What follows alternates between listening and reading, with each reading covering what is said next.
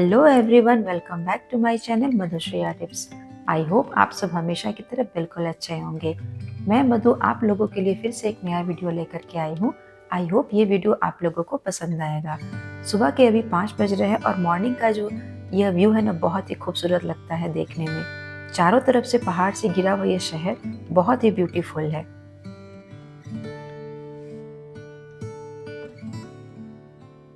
हम लेडीज़ हर दिन यही सोचते हैं कि किस तरीके से मॉर्निंग के काम या दिन भर के जो काम है वो थोड़ा सा कम हो सके, हमें ज़्यादा स्ट्रेस ना लेना पड़े।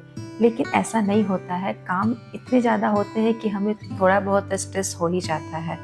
मेरी मम्मी अक्सर कहती है कि जो काम रात को होने लायक होते हैं उन्हें आप रात को ही करके अगर सो तो सुबह ज़्यादा भागा दौड़ी नहीं करनी पड़ती है। मैं लेट नाइट काम करने की बात नहीं कर रही हूँ, एक एवरेज टाइम पर काम करने की बात कर रही हूँ। जैसे 10 बजे हो गया, अगर सुबह भिंडी बनानी है, करेला बनाना है, तो उसे अगर हम रात को ही कट करके रख देंगे तो सुबह जो काटने में जो टाइम लगता है वो हमारा बच जाएगा।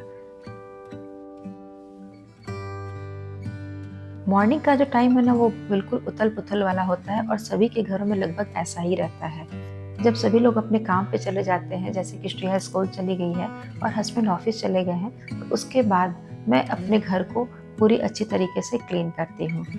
इस वाले कमरे में मैं आ गई हूँ। यहाँ पर बिस्तर वगैरह को मैंने ठीक कर दिया है और इसके बाद दूसरे वाले कमरे के भी बिस्तर को मैं ठीक कर दूंगी।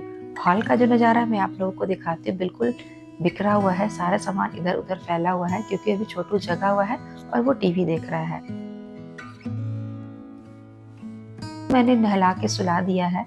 उसके बाद मैं एक तरफ तो लंच बना रही हूँ और दूसरी तरफ यहाँ पे डस्टिंग कर रही हूँ। कई बार टीवी पर निशान पड़ जाते हैं उंगलियों के, जो आसानी से नहीं निकलते हैं, तो उसे हटाने के लिए मैं ड्राई क्लॉथ्स का यूज़ करती हूँ। हल्का सा एक ड्रॉप पानी लेकर के उसे साफ करती हूँ तो वो आसानी से साफ हो जाता है। कॉलिन का यूज़ मैं टीवी पर नहीं करती क्योंकि कई बार उससे ना उसकी स्क्रीन भी खराब होने का डर रहता है। सबसे ज़्यादा तो हेडेक मुझे इस वायर को देख करके होता है। कितना भी कोशिश कर लो इसे हाइड करने की, लेकिन ये हाइड हो ही नहीं पा रहा है और मेरा बेटा भी आकर के यहीं पर खेलता रहता है। कुछ चीज़ें ऐसी होती है जिस पर हम कॉलिन का यूज़ नहीं करते हैं तो वो चीज़ें सही रहती है और काफ़ी लंबे समय तक हमारा साथ भी देती है। डस्टिंग करने के लिए सबसे बेस्ट जो क्लॉथ होता है वो माइक्रोफाइबर का होता है। उससे धूल मिट्टी आसानी से साफ भी हो जाती है। मैं यहाँ पर हैंकी का यूज़ करती हूँ जो कि माइक्रोफाइबर का बना हुआ है। इससे मुझे चीज़ें साफ करने में काफ़ी आसानी होती है।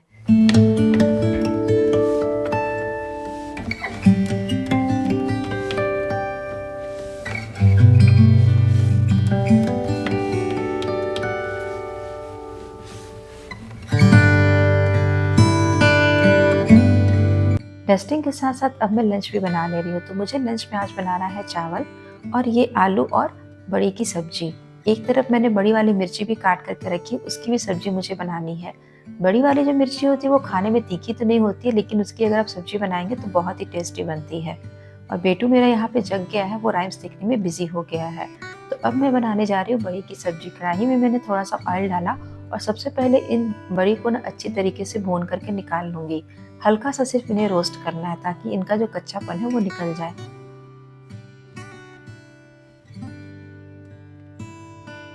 मैं बिहार से बिलोंग करती हूँ और हमारे बिहार के साइड में इसे अदौरी कहा जाता है और वहाँ पर यह अदौरी गर्मी के टाइम में हर घर में बनती ही बनती है और इसका स्वाद जो है ना, बहुत ही अच्छा होता है। अदौरी शायद किसी बच्चे को पसंद आती होगी, मुझे भी बचपन में अदौरी बिल्कुल भी पसंद नहीं थी। शादी के बाद जब मैं अपने ससुराल में आई और फर्स्ट टाइम वहाँ पे खाया तब मुझे बहुत ही अच्छा लगा। मेरी जो सासू माँ थी वो अदौरी बहुत ही अच्छा बनाती थी। आज भी उनके हाथों की अदौरी को मैं बहुत मिस करती हूँ। मसाले यहाँ पर भून गए तो यहाँ पर मैं कटा हुआ आलू डाल दे रही हूँ और मसालों के साथ ही आलू को थोड़ी देर के लिए भूनूंगी। सब्जी भूनते भूनते जब इसका कलर थोड़ा चेंज हो जाएगा और इसमें से खुशबू आने लगेगी तब मैं इसमें पानी डाल दूंगी और इसको लो फ्लेम पे अच्छी तरीके से पकने दूंगी। जब आलू पूरी तरीके से पक जाएंगे तो लास्ट में हमें अदौरी डालना है और गैस की फ्लेम को बंद कर देना है। बहुत सारे लोग मूंग दाल की भी बड़ी बनाते हैं, चने दाल की भी बड़ी बनाते हैं।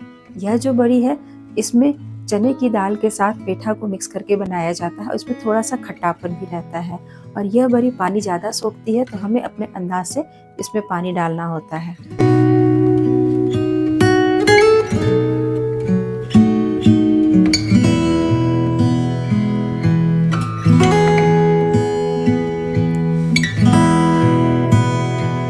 सब्जी बन करके बिल्कुल रेडी हो गई है, तो मैं अपने बेटू को यहाँ पर खाना खिला दे रही हूँ।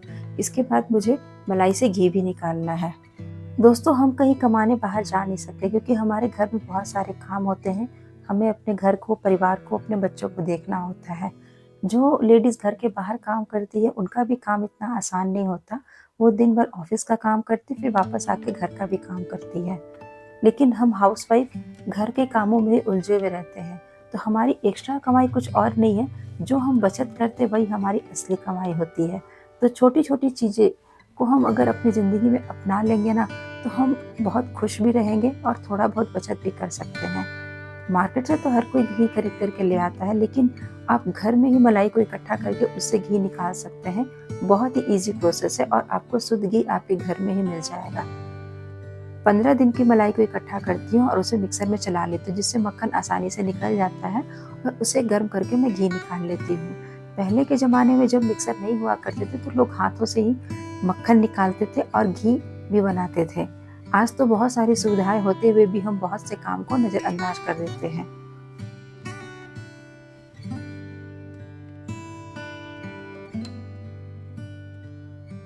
जब भी आप मलाई को मिक्सर में चलाते हैं तो इस बात का ज़रूर ध्यान रखें कि बीच बीच में थोड़ा थोड़ा आपको ठंडा पानी डालते रहना है, जिससे मक्खन बहुत जल्दी से बन करके रेडी हो जाता है। जब सारा मक्खन निकल जाता है तो फिर उसे ठंडे पानी में डाल करके एक बार और वॉश कर लेती हूँ। मक्खन निकालने के बाद जो पानी बच जाता है उसे एक बार टेस्ट कर लेती हूँ। अगर उसमें से ज़रा भी खटास नहीं आ रही है तो उसे फाड़ करके मैं पनीर भी बना लेती हूँ। 15 दिन की मैंने मलाई इकट्ठा की थी और उससे इतना सारा मक्खन निकला है और मुझे लगता है कि इससे ना घी भी काफ़ी अच्छी मात्रा में निकल जाएगा। तो इसे मैं गैस पे चढ़ा देती हूँ ताकि घी बनने की प्रक्रिया जो है वो स्टार्ट हो जाए।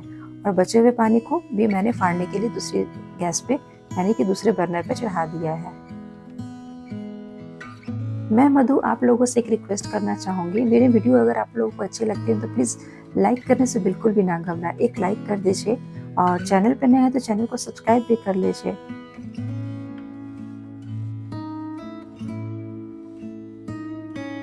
अब करीब करीब यहाँ पर घी बन करके बिल्कुल रेडी हो गया है। थोड़ा सा इसे मैं ठंडा होने देती हूँ, फिर उसे किसी भी जार में या बर्तन में इकट्ठा कर लूँगी। आप देखिए यहाँ पर जो घी है कितना क्रिस्टल क्लियर दिख रहा है और खुशबू भी इसकी बहुत ही अच्छी है।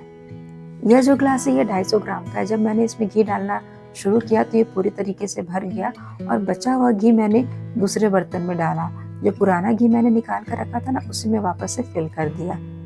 तो 250 ग्राम से ज़्यादा घी मेरा निकल करके आया है।